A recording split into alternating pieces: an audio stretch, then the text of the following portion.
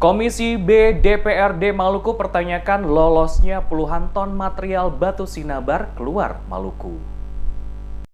Komisi B DPRD Maluku meminta semua instansi terkait untuk lebih peka dan selektif melakukan pengawasan terkait dengan pengelolaan batu sinabar dalam jumlah puluhan ton yang lolos keluar Maluku. Wakil Ketua Komisi B DPRD Maluku Max Penturi mengatakan, selaku wakil rakyat pihaknya mempertanyakan sikap pemerintah daerah, baik di kabupaten maupun provinsi, terutama pemerintah Kabupaten SBB yang dinilai lalai mengawasi penyelundupan puluhan ton material batu sinabar yang dibawa keluar Maluku. Dikatakan Penturi, Komisi B secara serius akan memberikan perhatian khusus terkait persoalan ini agar bisa diselesaikan oleh aparat pemerintah setempat termasuk pihak kepolisian dalam membongkar dalang di balik penyelundupan puluhan ton material batu sinabar keluar Maluku yang baru-baru ini tertangkap di Pulau Jawa. Gubernur Maluku juga diminta untuk melakukan evaluasi secara menyeluruh serta mengambil langkah preventif kepada seluruh jajaran pada dinas terkait sehingga ke depan penyelundupan berbagai sumber daya alam yang ada di Maluku tidak terulang kembali.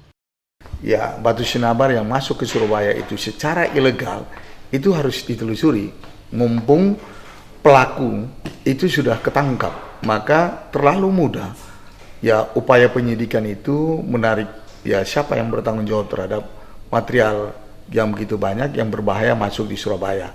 Itu mudah sekali. Apakah dia lewat pintu laut ataukah dia lewat pintu udara? Disitulah maka dilacak. Oke, proses ini harus ditangani dan kami Komisi B juga akan tetap memberikan perhatian bagi pengawasan langsung di lapangan.